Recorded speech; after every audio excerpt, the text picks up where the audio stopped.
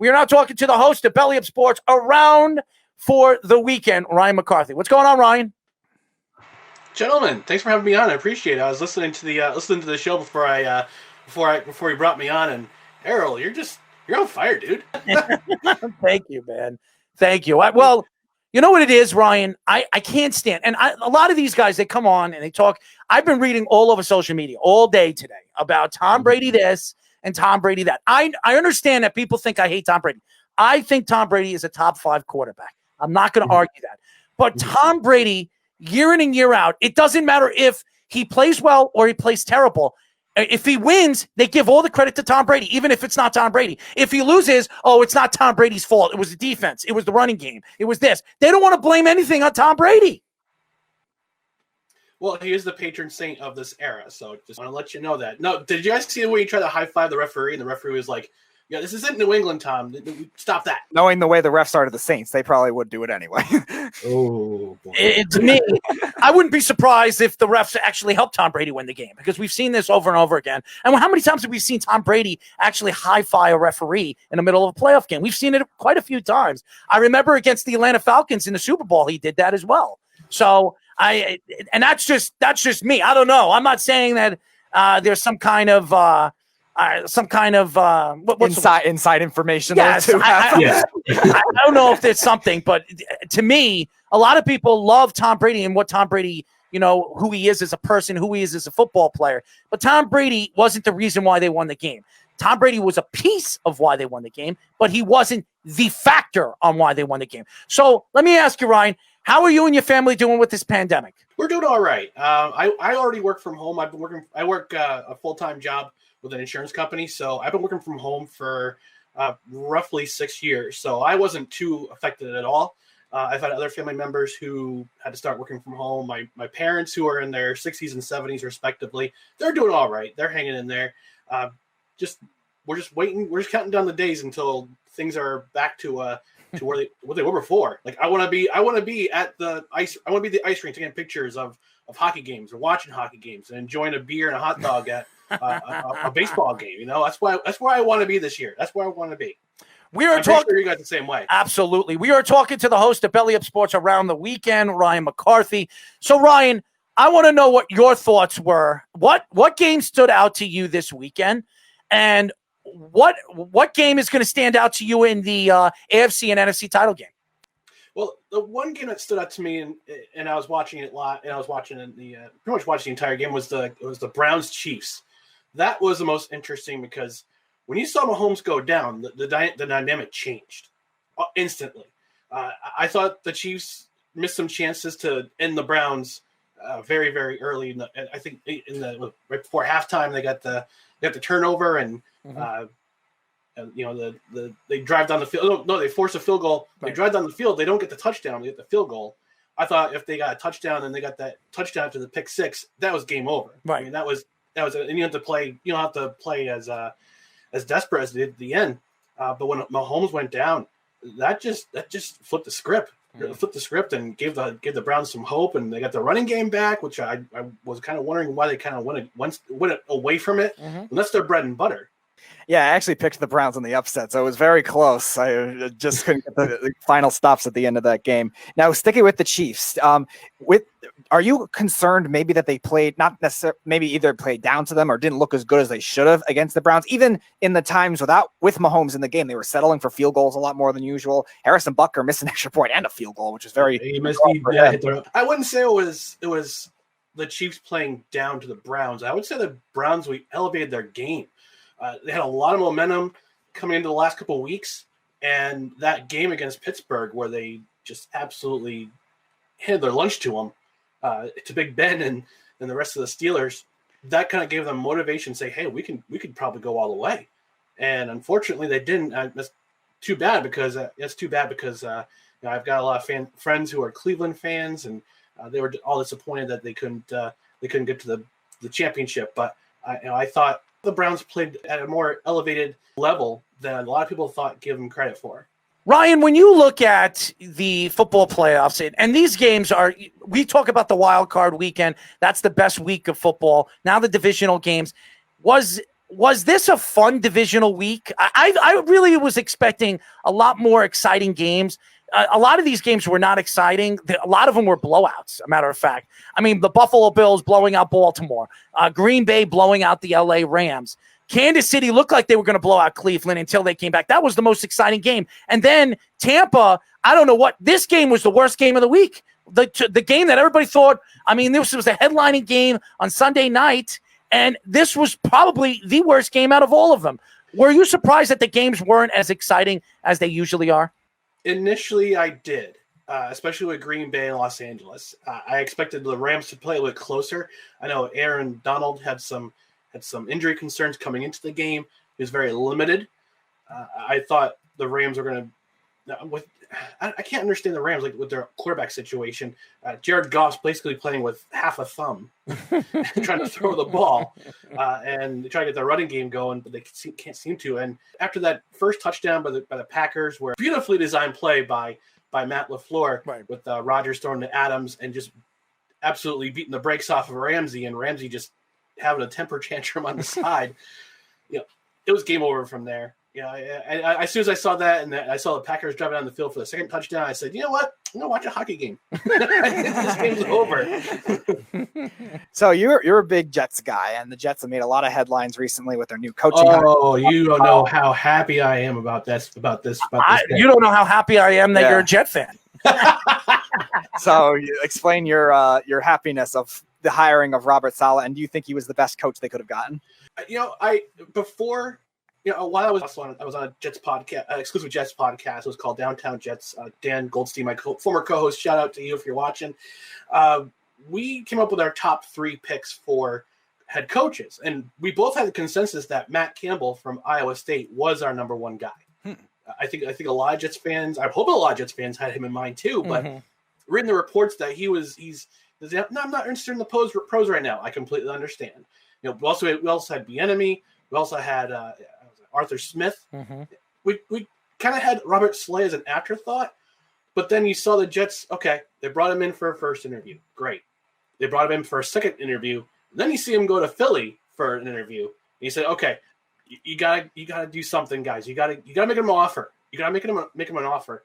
And as soon as I made the offer and he accepted in principle, I was ecstatic because this means that I won't have to enter every week for like to have the last 2 years and wanting to put my head through a wood chipper every time Adam Gase makes a really bad call. And I'm pretty sure most Jets fans feel the same. And reading more about Saleh and who he's bringing in, what kind of a guy he is, and what kind of a character he is, I have hope. I feel encouraged for the first time as a Jets fan, and I can't tell you how long. Now I was listening along to Weapons Hot last night. Solid job by those guys. They had a really good analysis. They had lots of, also very entertaining too. And most Jets fans are, Errol yourself included. So, so they had a lot of good breakdowns about Saleh, who they're going to keep, who they're going to punt. I guess keep and punt is their big thing. But I think a lot of Jets fans have a lot of hope right now. I knew that Saleh was going to get the job because he did a Zoom conference with Joe Douglas. Then they called him in. He was in his office for about 8 hours, and he left. And a lot of people said, well, if the Jets let him leave, he's probably not going to get the job. Saleh was waiting for the Urban Meyer thing to fall. When Urban Meyer signed with Jacksonville, 10 minutes later, Robert Saleh signed with the New York Jets because the number 1 team that everybody wanted to go and coach was Jacksonville because of the whole Trevor Lawrence sweepstake. Everybody knew about it. And with the draft stock that they have 11 draft picks this year. And the money that they have this offseason, they have over $80 million that they spend, which is the most in the NFL, and the Jets have the second most. A lot of people thought that Saleh wanted that job. When Urban Meyer fell to Jacksonville, I knew, and I told everybody, I told all the Jet fans, don't worry, everybody. I was on 2 radio shows, 2 FM shows when they asked me, who do you think is the next head coach of the New York Jets? I said, hands down, it's Robert Saleh. I'll be very surprised before the end of the week he doesn't sign with the New York Jets. What happened the day after? He signs with the New York Jets. So I'm very excited with Robert Saleh. I really am. I like the fact that he's bringing LaFleur in, who a lot of people say is an up and coming offensive coordinator, and he'll probably be there for maybe 1 or 2 years. and then he'll get a head coaching job. Yeah. And the stories that are coming out that the Jets are looking to possibly bring in what's his name again from the old Cowboys, the cornerback coach. Chris Richard. Chris Richard. That's what I'm hearing right now. It looks like Chris Richard might be getting the job as the defensive coordinator for the Jets. So you have two really young, offensive defensive coordinators, and you have Robert Saleh, who's a very young guy too. He's younger than me. That's I'm 43. He's 41. So that's just it's interesting to see that like all these coaches are younger than me. It's just I feel old. Well, I feel old too. I'm 38, so I'm getting there too. But hey, yeah, you're only as old as you feel. I'm prefer to be kind of a big kid at heart. I got one of the biggest panty droppers over here, and then you have me. So we have a lot of things. But as you guys know, we are talking to the host of Belly Up Sports around the weekend, Ryan McCarthy. Now, Ryan, you are a hockey fan too, yep. And what I heard, through the grapevine, is that you're a Ranger fan. Am I right? No, I'm a New Jersey Devils fan. Sorry, you're a Devil fan. So, it's okay. So the beginning of the season, last week, the beginning of the season was Wednesday. The New Jersey Devils are playing good hockey right now. They really are. They've been in every single game. You're seeing Jack Hughes slowly but surely develop. You have some of the young players that they have. Mm-hmm. What are your thoughts with the Devils, and what are your thoughts this year in the division that the Devils are playing in? Well, it's definitely the toughest division in hockey. That's for sure. And the beauty about being in the East is that you don't have to travel as much as you do have the other divisions. Like the Canadian division, you have to travel all 3 time zones to get to where you're playing. The West division, you got to travel 3 time zones. Central, 2 time zones. But with the East division, it's based north. It's northeast based teams. And the farthest south you got to go is Washington. The farthest west you got to go is Buffalo. So everybody's regionally not that too far apart. There's going to be you get the old rivalries like with the Patrick division. You still got the Philadelphias and the Washingtons and the Rangers and the Islanders, but then you got the Sabres and the Bruins, and the Bruins got announced as one of the teams to play in the East. That whole thing flipped. I mean, Boston Mm-hmm. Became basically the team to beat, and the Devils played them the first 2 games. I had a little bit of concern because they're Boston. Mm-hmm. The Bruins have been the Bruins. The way they've been they played the last 10 years. They've been to 3 Cup finals. They've won 1, and they still have a lot of those guys around from the 2011 team. They're just a little bit older, a little bit more experienced than a lot of the Devils. I mean, most of the Devils were wet behind the ears right when the Bruins were winning their first Stanley Cup in 2011. So watching the first 2 games. Now I finally have MSG on Fubo. I can finally watch Devils games. It's been a while, but watching the first 2 games, I've noticed a couple things. The first thing, they push the pace. The team is fast. The team is very fast. They're young. I mean, they get some little experience in there, but they're fast. They push the pace. They're going to put pressure on the opponent. The fact they got 3 out of 4 points against Boston to start the season, it should tell Devils. It should give Devils fans a lot of hope. And the one thing I really I'm kind of nitpicking here, but their power play, they're 0 for the season. I want to see them shoot the puck more than the power play. I know Mark Brecky was brought in as an assistant to help with the power play. They got 54 more games to go.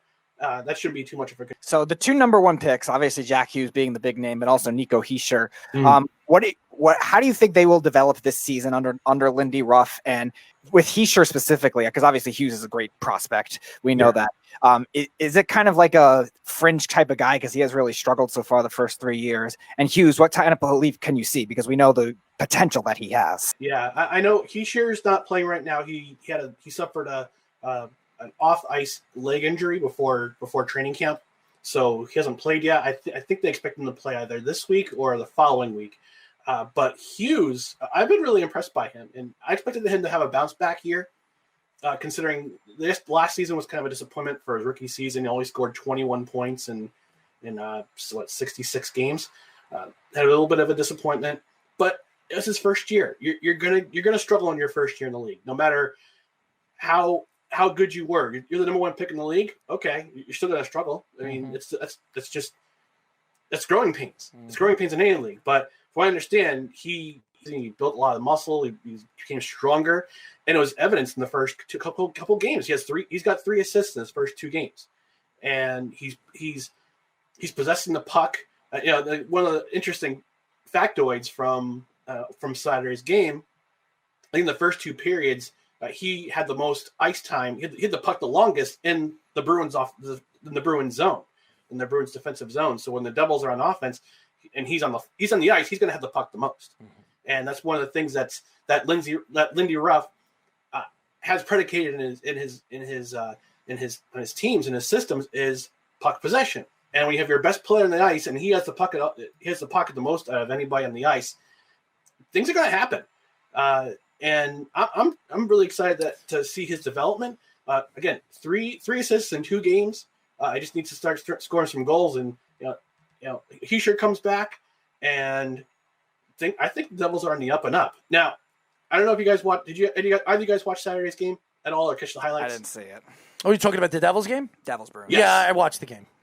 Okay, so the one guy I'm high on, and I think after this game, every Devils fan should see more of is Yegor Sharangovich. He scored the game-winning goal. Don't ask me to pronounce his name because I'm very bad at pronouncing names. I just did your homework for you, Errol. It's not going to be me. But with Hischier being out of the lineup, he's being inserted as a top 6 forward. And this is a guy who the Devils were very high on during training camp. He earned a spot. He was on the first line of Saturday's game, and the scoring touch he had at the end of the game, less than 2 seconds left, he scores a game-winning goal. That showed you a lot about Lindy Ruff's faith in this kid. He's not even 21 years old, and he gets the game-winning goal. He's very confident. He's a fast skater. He can shoot the puck. Yeah, and again, he's super, super confident and when he's shooting, and he's playing with a top 6 forward. We are talking to the host of Belly Up Sports Around for the Weekend, Ryan McCarthy. Now going on to a little baseball. The New York Mets make one of the biggest trades in a very long time. When we talk about the New York Mets, it's not the coupon Mets anymore. It's Stevie Cohen's New York Mets. What were your thoughts when you heard that Francisco Lindor and Carrasco were going to get traded for practically a bag of balls? Were you surprised that the Mets made a trade like this? And where do you see these 2 players moving forward are going to be as a New York Met? I wasn't surprised at all. Uncle Stevie is opening up the checkbook, and he's willing to spend some money to make this team a contender. I have another podcast with Belly Up Sports. It's called No Credentials Required. My co-host, Corey, if he's watching, we discussed in the last episode about this trade. We talked about it a lot. And Lindor and Carrasco, he gives the Mets another arm, especially with you've got 4 really good pitchers. You got DeGrom, who's your ace. You got Syndergaard, who's coming back this year. You got Stroman, and now you've got Carrasco, who has playoff experience, knows how to pitch in the playoffs, and you can be a difference maker. Now Lindor gives the Mets more offense. You're not going to have to rely on Pete Alonso all the time for the big bat to get a home run in a timely fashion. Now you have Francisco Lindor, another big bat who can drive in runs. And I guess he's pretty solid defensively too. From what I understand, he's still in his late 20s. Lindor is 27 years old.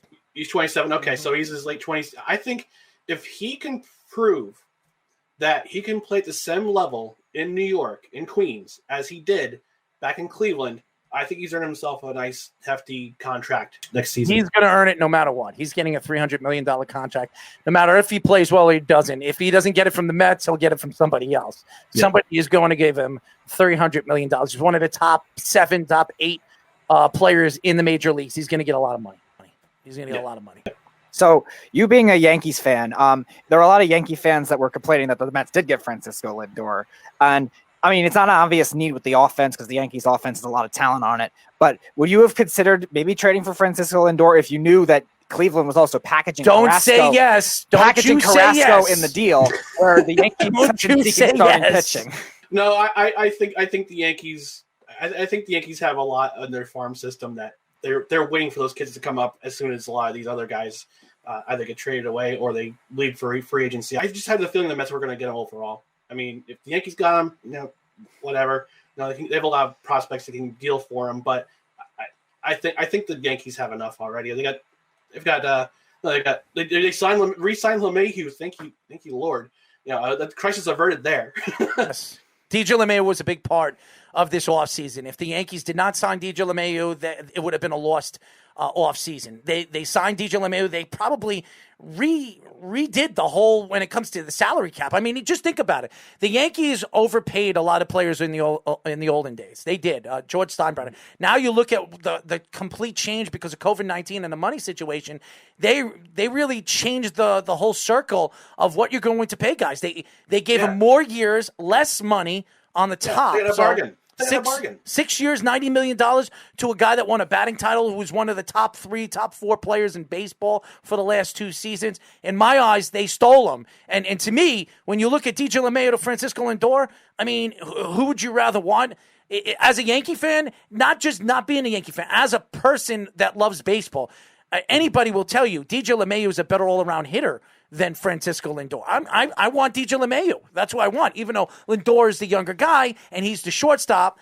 Both guys are sensational defensive players, and both guys are very good hitters. But DJ LeMahieu has proven that he can hit in the playoffs, and Lindor hasn't yet. So we have to see Lindor do it consistently in New York. We have already seen DJ LeMahieu do it in New York. So that's going to be the secret to what Francisco Lindor, if he wants to put himself on a pedestal as one of the best baseball players in New York, well, he's got to do it in New York. And if he doesn't do it in New York, and we've seen a lot of great players come here in New York and couldn't solve, for some reason, the New York fans. They couldn't solve it. We've seen pitchers, we've seen hitters, guys that were good everywhere else, but they come here to New York, for some reason they can't hit New York. Especially Mets free agent outfielders. Yes, so, I mean, we'll see what Francisco Lindor does when he's under pressure playing in New York, and the Mets go on a slide where they lose 3 or 4 games in a row. And Met fans are going to be on him because he's not hitting the ball. That's when we see who Francisco Lindor is and how he can take the pressure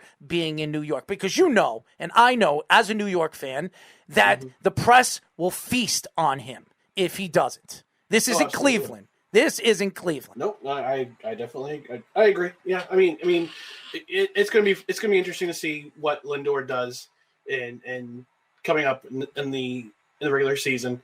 Spring training starts next month. I'm pretty excited for spring training to come along. I mean, I've got hockey season, but having spring training is that expectation of hey, spring's right around the corner. Here comes baseball. And yeah, I mean, it's going to be interesting to see what Lindor does. Does he wilt under the pressure like a lot of these other ball players have done in the past? I mean, as you said, Errol, New York's the biggest. It's the biggest market in the United States, a media market in the United States in terms of sports, arguably the world. But yeah, I'm going to be fascinated. That's going to be one of the biggest storylines and one of the biggest narratives coming into the season is whether or not Lindor and even Carrasco. Yeah, Carrasco's the guy that in that trade that was probably the best part of the trade. You getting a starter as good as Carrasco, who's really a number 2. He was the number 2 for Cleveland all those years behind Kluber. He was the second guy, and now Carrasco's going to Mets where he's the 3rd or 4th guy. So that bodes well for the Mets when they get Noah Syndergaard back. I mean, that pitching staff is going to be stacked. They're going to be a dangerous team, especially when you're in a division with the Braves, who are a very dangerous team. So absolutely, the Mets are in a very good position. Before we let you go, my friend, why don't you tell the fans how they can find you and how they can listen to your show on Belly Up Sports? Okay, so I've got 2 shows. As I mentioned before, I've got Around for the Weekend, which is every Friday at 6:30 p.m. You can find me on Facebook. You can find it on Facebook, on Twitter, / Periscope, on YouTube. Just search for Around for the Weekend. You can also listen to my podcast, No Credentials Required. We drop episodes every Wednesday or every Thursday. You can find Around for the Weekend. You can find at BellyUp AFTW. That's the Twitter account. No Credentials Required is BellyUp NCR. If you want to just have a chat, if you want to chat with me casually as a sports fan, you can find me on Twitter at WhoIsRyanMCC. And I just want to let you know one of the key components of my show is that I pick a beer and I drink it along. It's like sitting in a bar, sitting in a sports bar. with COVID, you can't really sit at a sports bar and just have a drink with somebody. So what I usually do is I grab my mason jar, which is I call it my co-star, and I feature a local beer or New York beer, which I'm going to drink right now. It's Wrench from Industrial Arts. It's a Northeast India Pale Ale. They're located right by Harrison, right off exit 16 of the Thruway. So you know what you do? You do it with beer. So you know what I'm going to do? I'm going to bring soap on this show. I'm going to have all different kinds of soap, and whichever one everybody likes to smell, I'm going to put it in a bag and beat Speedy with it. And that's what we'll do.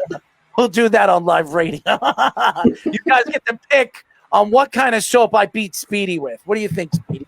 You like that? I don't know how that correlates at all, but okay. I know how it correlates, Speedy. You get to choose the sock.